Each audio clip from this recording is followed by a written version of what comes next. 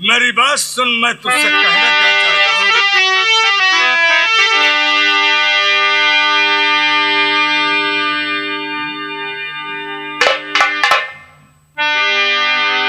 राहुल हरामखोर, इस तरीके से तुझे पेश आना चाहिए। हमारी बात सुन बे, मैं कहना क्या चाहता हूँ।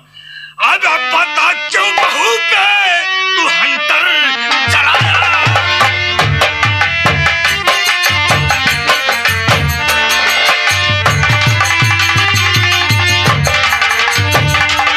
पता क्यों बहू पे तू हंटर चलाया और जरा सा कमीने नहीं थोप खाया।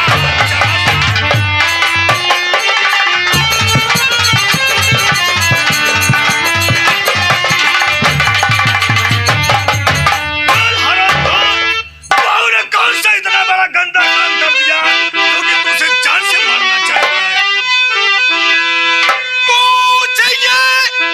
और इस रंडे हर जाए से और किस लिए मैं दबाता हूँ इसका गला। मेरे रहते गल देना और कर पाएगी और न चाचा इसे दूंगा जिंदा जब।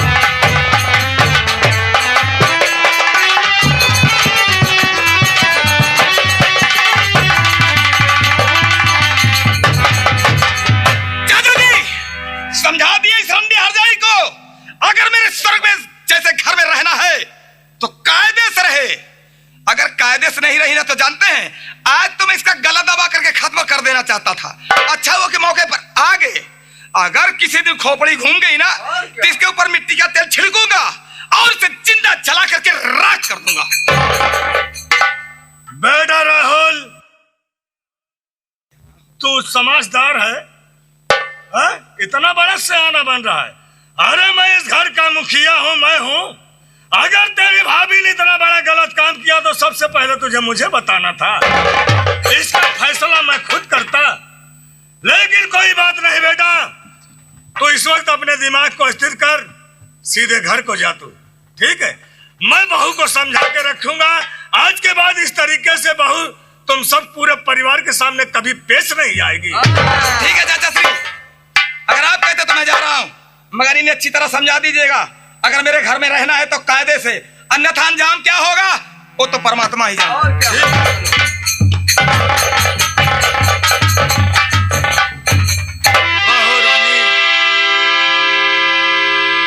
तुम्हें इस तरीके से जान रहे हो, बच्चे सयाने हो गए हैं, इस तरीके से तुम्हें कभी पेश नहीं आना चाहिए। अरे चाचा जी, इसमें मेरी गलती क्या है चाचा जी? ये आया राहुल मुझसे कहने लगा, भाभी माँ मुझे जोरों से भूख लगी है, मुझे खाना दे दो।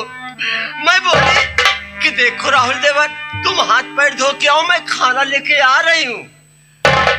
जब मैं रसोई में गई, जब खाना लेने गई, ते हरामजादा चाचा पीछे से आकर मेरी कमर को पकड़ लिया और क्या कहने लगा, भाभी माँ मैं जब तक तुझे देख नहीं लेता हूँ मुझे चैन नहीं लगता। भाभी माँ मैं तुमसे प्यार करता हूँ। ये बताओ चाचा जी, मुझे गुस्सा आ गया, मैं इससे थोड़ा उल्टा सीधा बोल दे तो मुझे जान से मारने की कोशिश की। चाचा मैं इस घर में नहीं रहूंगी, मैं चली जाऊंगी। पागल हो रही हो बहू रानी? अगर ऐसा राहुलवा किया तो तुम उसके सामने मुझसे बताई क्यों नहीं? ऐसी कोई बात नहीं होगी बहू, तुम्हें घर छोड़ करके कहीं जाना नहीं होगा। कहो क्या कहना चाहती हो? चाचा जी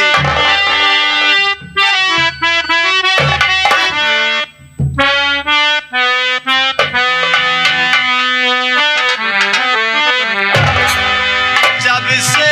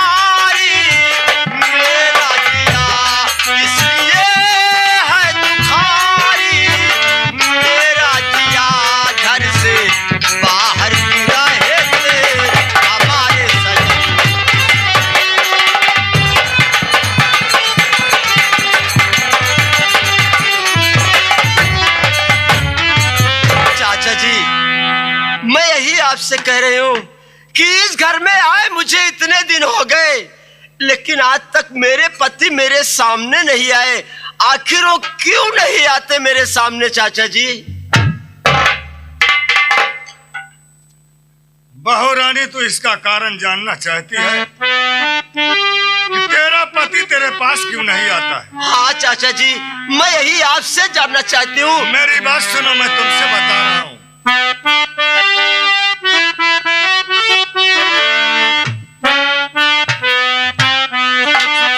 बात को ध्यान से बहुर हमारी सुनो,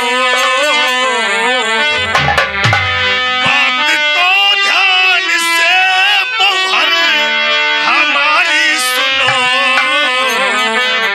राज सारा खुलासा बताऊं तुम्हें।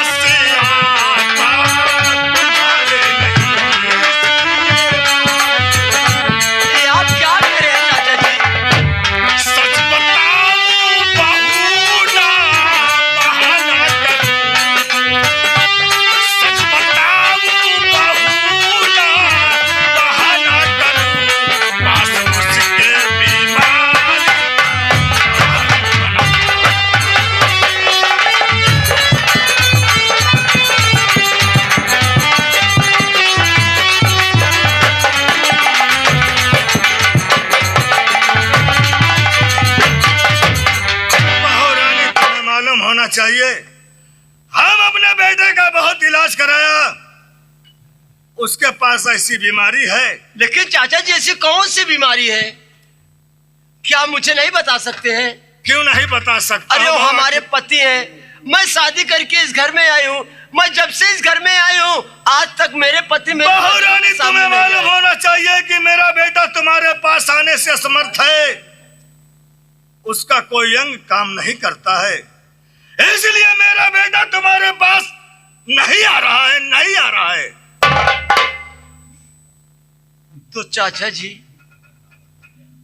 आप भी बताएं चाचा जी कि जब मेरा आदमी मेरे सामने नहीं आएगा, मेरे पास नहीं आएगा, तो इस घर में मैं कैसे रहूंगी चाचा जी? तुम्हारे कहने का मतलब जब मेरा आदमी मेरे पास नहीं आएगा तो इस घर में मैं रहूंगी कैसे? बहू रानी मेरी बात सुनो, हम तुमसे कहना क्या चाहते हैं।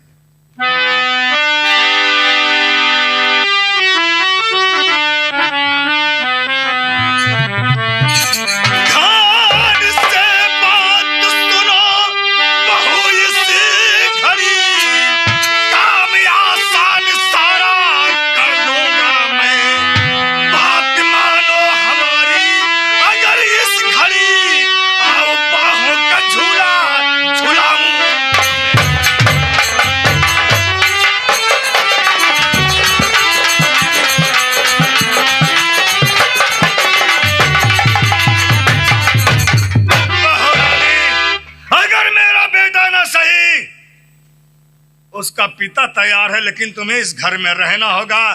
तुम्हारे रहने का मतलब कि तुम्हें मेरे साथ में रहना होगा। जितना काम तुम्हारा होगा ये तुम्हारा ससुर आज के बाद सारा काम करेगा और तुम्हें इस घर से बाहर कभी जाने नहीं दूंगा।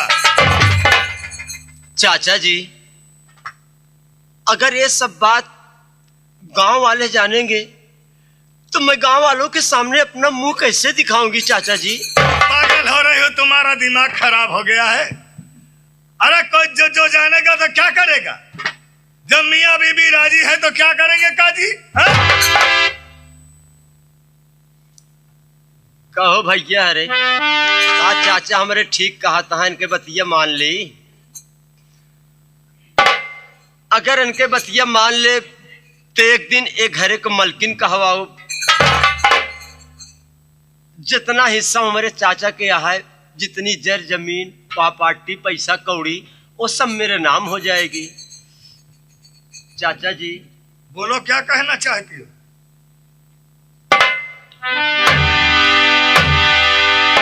मान लो चाचा जी, मुझे कहने में बड़ा डर लग रहा है। पागल हो रही, काहे को डर रही हो? आखिर क्या बात है? यह कौन है हमारे तुम्हारे सिवा? कमरा बंद है, कमरे में अकेला है। कहो, कहना क्या चाहती हो? का बताई, आज हमका इतना दिन घरे में आए होगी वा, हम अब आज तक नहीं जान पाए कि मनसेधु को सुख कैसे हो था। लेकिन चाचा जी थोड़ा आप उधर नजर फेरो।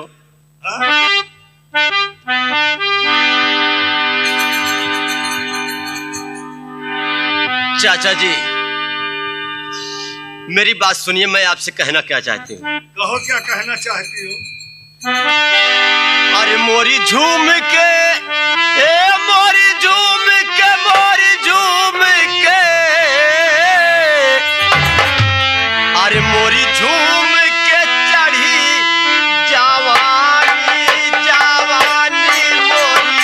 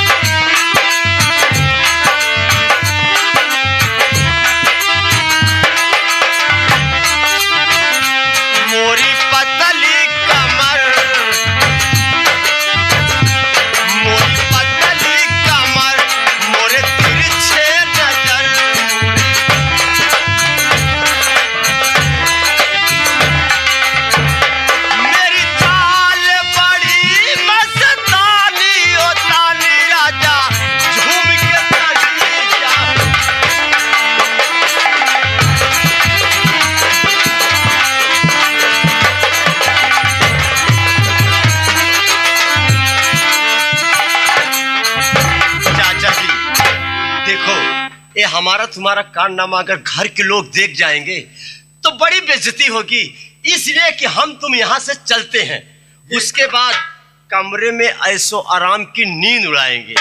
ठीक है, चलो।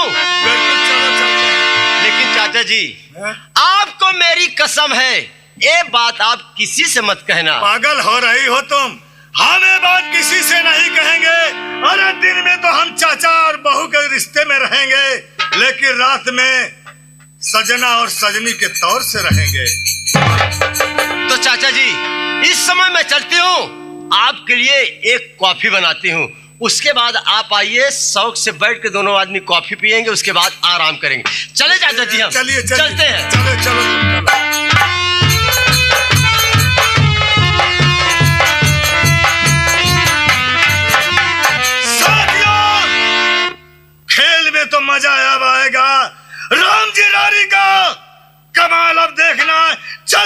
फिर मिलूंगा, लेकिन इस ब्रेक के बाद मिलूंगा।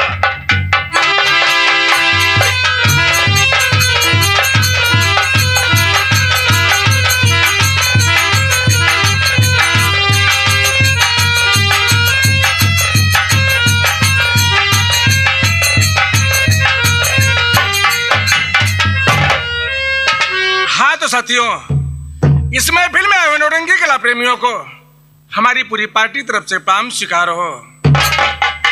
और सर्वप्रथम हम मैक्स कैसेट दिल्ली वाले को हम पूरी पार्टी हार्दिक स्वागत करते हैं। साथियों, मेरा नाम राजीव है और मैं जिला रायबरेली गांव रहीमपुर का रहने वाला हूं। और मेरी पत्नी है, मेरी पत्नी का नाम रजनी है। और मेरा छोटा भाई है जिसका नाम राहुल है। और उससे छोटा भाई है जिसका नाम रमेश है। और मेरी छोटी बहन है जिसका नाम रितु है। और क्या बताऊं, घर में चाचा है, चाचा जी के नाम श्री राम जी रारी है।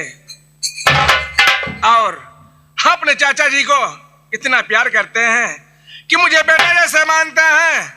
हम पूरा परिवार उन्हें बाप जैसा सम्मान करते हैं। लेकिन दुख तो इस बात की है कि जब से मेरी शादी हुई, मुझे भगवान ने एक ऐसा दुख दे दिया कि मुझे न मर्दाना की कमजोरी हो गई। और मेरा इलाज इसी लखनऊ में 6 महीने से चल रहा है। और डॉक्टर ने बोला है कि राहुल, अभी 1 महीने कोर्स बाकी है, 1 महीने में तो बिल्कुल ठीक ठाक हो जाएगा। और मैं सोच रहा हूं कि आज चलूं अपने घर के लिए, अपनी पत्नी से मिलूंगा, अपने भाई से मिलूंगा, चाचा से मुलाकात होगी।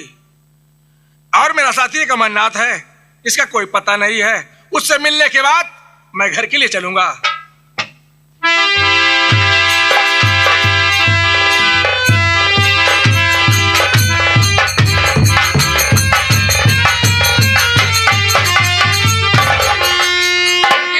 नमस्कार। नमस्कार नमस्कार अमरनाथ, और कैसे हो? हम तो ठीक है भैया, लेकिन भैया आप कैसे हैं?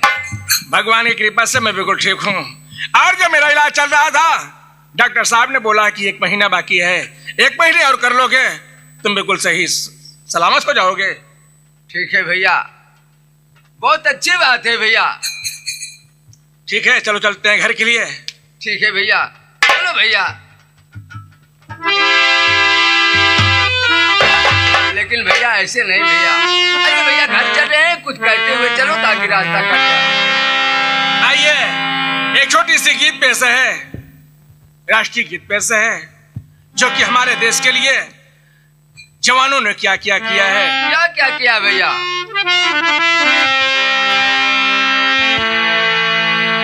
अरे वतनवा क्या बदे, वतनवा क्या बदे, मर गए कितने वीर जवानवा, यही वतनवा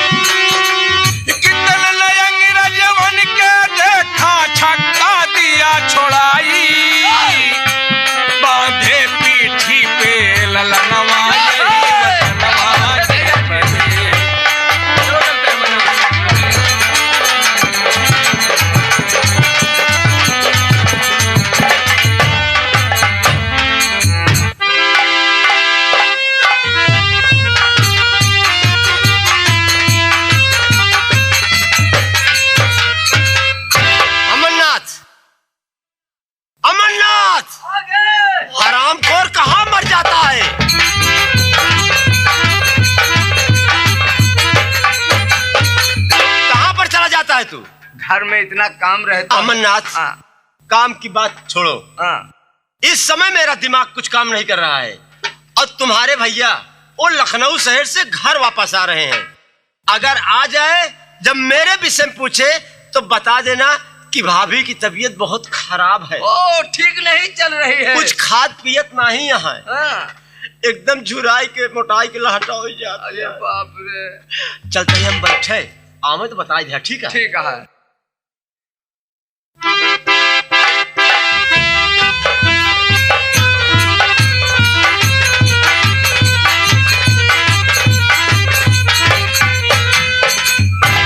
नमस्कार नमस्कार। और अमरनाथ कैसे हो? हम तो ठीक हैं भैया जी, लेकिन भैया आप कैसे हैं? मैं भी मालिक कृपा से ठीक हूँ। बहुत अच्छी बात है ये भैया। बताओ कि तुम्हारी भाभी कैसी है? क्या बताई भैया, भाभी के विषय में कुछ पूछबे जी करा भैया। क्यों न पूछूं? अरे भैया, भाभी की तबीयत ठीक नहीं चल रही भैया। भाभी बहुत बीमार चल रही है भैया। भाभी एकदम झुरा के राठा हो गई है। पागल हो गया है? तेरी भाभी बीमार हो गई है? हाँ भैया। कहाँ पर है तेरी भाभी? चल चलते हैं। चलो भैया, आओ आओ।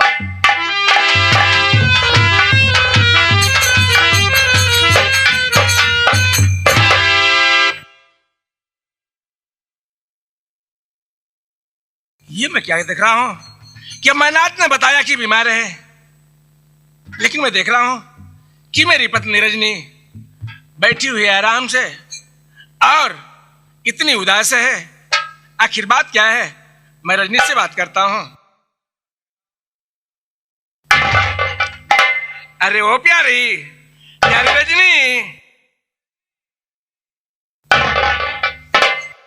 अरे इधर आओ। कहाँ वहां चली जा रही हो? अरे देखो तेरा पति राजीव आया है तेरे पास। अरे कहाँ हो प्यारी?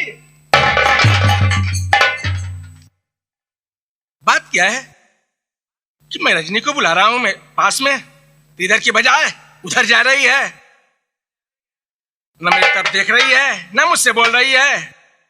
रजनी, मेरी बात को सुनो, मैं तुमसे कुछ कहना चाहता हूं। मेरी बात को सुनो रजनी। बात को ध्यान से प्यारी रजनी सुनो।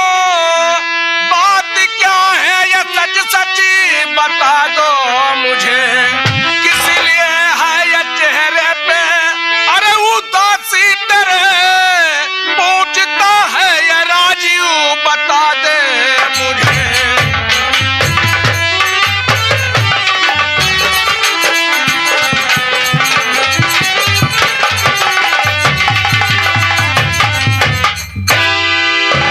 रजनी, आखिर बात क्या है प्यारी जो तू उदास है?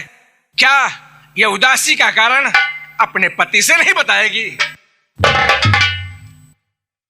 सब कुछ बताऊंगी, लेकिन मैं कुछ भी बताऊंगी, मेरी बात को आप यकीन नहीं करेंगे। क्यों नहीं यकीन करूंगा? अरे तू तो मेरा जिगर का टुकड़ा है। मैंने तेरे साथ शादी किया है। बोल बात क्या है? तो आप मेरी बात को सुनना चाहते हैं? जी हाँ।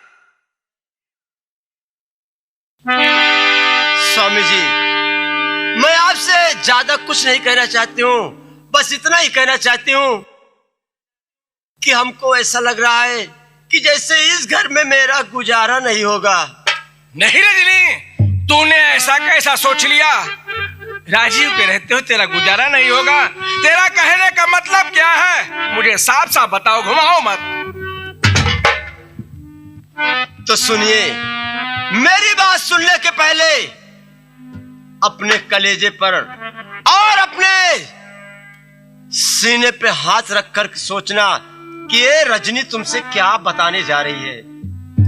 अरे जवाब का राहुल भाई है, आपका राहुल भाई। वो एक दिन आया, मुझसे कहने लगा भाभी माँ मुझे खाना दे दो। तो मैं रसोई में चली गई खाना निकालने के लिए, और जब मुझे अकेली रसोई में पाया स्वामी, तो क्या क्या बताऊं। ओ मुझे पकड़ लिया, पकड़ने के बाद कहने लगा भाभी मैं तुमसे प्यार करता हूँ, मैं तुम्हें अपने दिलो जान से चाहता हूँ। अरे ओ कमीना मेरी इज्जत को लूटना चाहा। अगर वक्त पर चाचा जी ना आए होते तो आज मैं आपके सामने मुंह दिखाने के काबिल न रह जाती। रजनी, तू क्या कह रही है? तू पागल तो नहीं हो गई है? मेरी बात को सुन, मैं तुमसे कहना क्या चाहता हूं। बस खबरदार रजनी, जुबान रोक ले, बस खबरदार।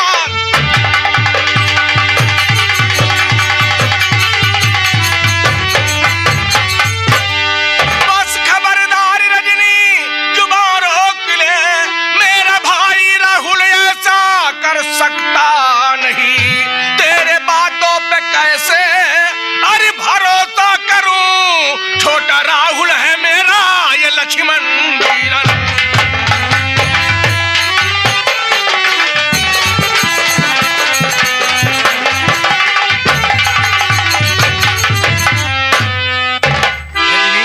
तू पागल हो गई है? अरे मेरे भाई राहुल की बात करती है, मैं तो बचपन से मेरे साथ में है। अरे मेरा भाई राहुल ऐसा नहीं कर सकता है, मैं तेरे ऊपर भरोसा कैसे करूं? मैं तो पहले ही जानती थी कि आप मेरी बात को विश्वास नहीं करेंगे, लेकिन स्वामी अगर मेरी बात को विश्वास नहीं कर रहे हो तो आप चाचा जी को बुला करके स्वयं पूछ लीजिए कि ये बात गलत है या कि ये बात सच है। ठीक है, मैं बात चाचा जी से पूछूंगा। अमरनाथ, भैया जी। चाचा जी को फौरन बुलाओ। ठीक है।